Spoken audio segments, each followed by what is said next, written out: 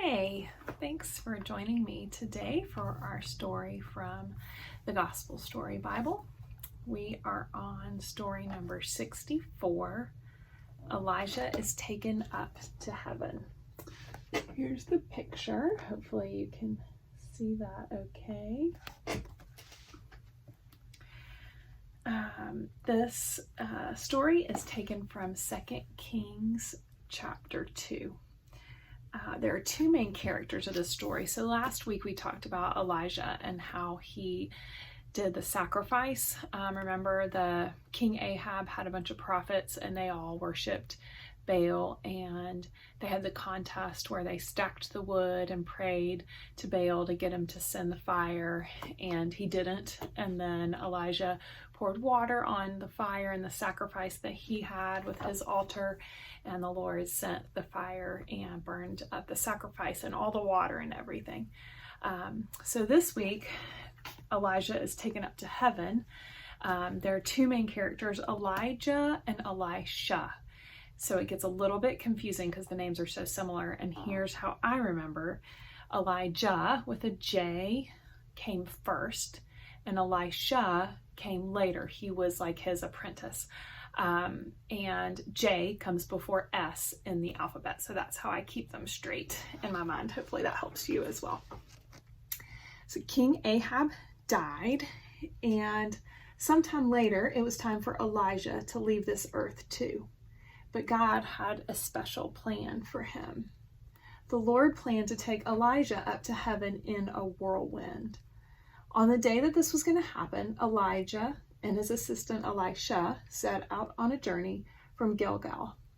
Elijah said to Elisha, "Please stay here because the Lord has sent me all the way to Bethel." But Elisha said, "As the Lord lives and as you yourself live, I will not leave you." 2 Kings 2:2. Elisha knew the Lord was going to take Elijah away, and he wanted to be with him. So they traveled on to Bethel together. When they arrived, the local prophets went up to Elisha. "Do you know that today the Lord will take away your master?"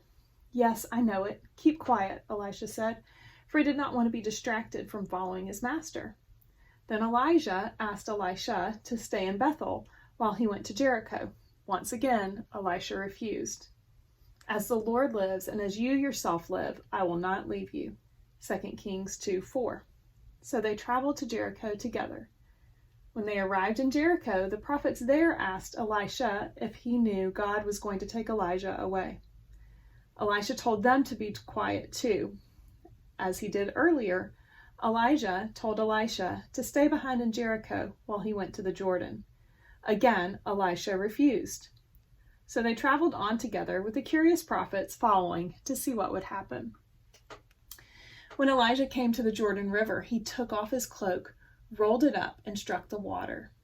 Instantly the river parted, and he and Elisha walked across on dry ground.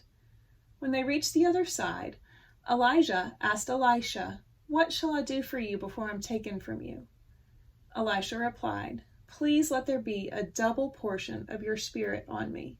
For he wanted God to use him like God had used Elijah. "You have asked a hard thing," Elijah said, "but if you see me as I am being taken away from you, you will receive it. If not, you will not receive it." Suddenly, chariots of fire with horses of fire raced down from heaven and separated the two men. In a moment, Elijah was taken up into heaven by a whirlwind, so fast that he dropped his cloak. Elisha saw it and cried out, my father, the chariots of Israel and its horsemen." Then Elijah disappeared from sight. Elisha picked up Elijah's cloak and walked back to the Jordan River. Just as Elijah had done, he struck the water. Miraculously, it parted, just as it had done for Elijah. God had passed Elijah's ministry to Elisha.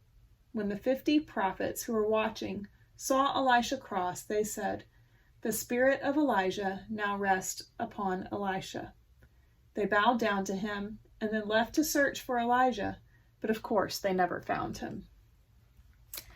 Did you know that the prophet Malachi said Elijah would return one day?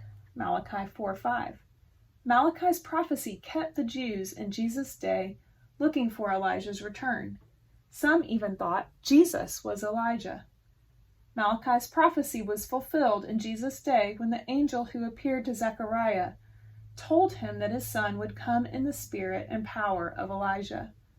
Zechariah's son, John the Baptist, became a great prophet used by God to bring the most important message of all, that Jesus was the promised Messiah.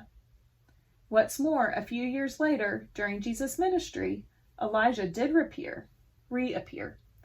It happened during Jesus' transfiguration on a mountain when Elijah appeared with Moses to talk with Jesus.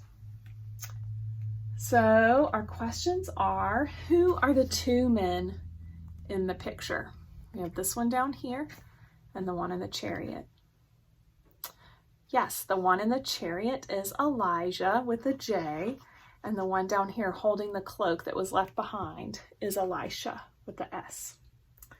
And that's what is happening. God is taking Elijah up to heaven in the chariot. And because Elisha can see Elijah being taken up, then the spirit of Elijah will rest on Elisha and God will use him.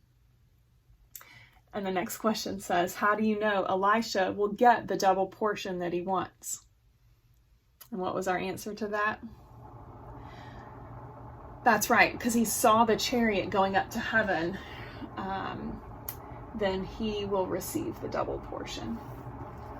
So thanks for joining me for our story. I hope to see you at church on Sunday or sometime soon. Thanks.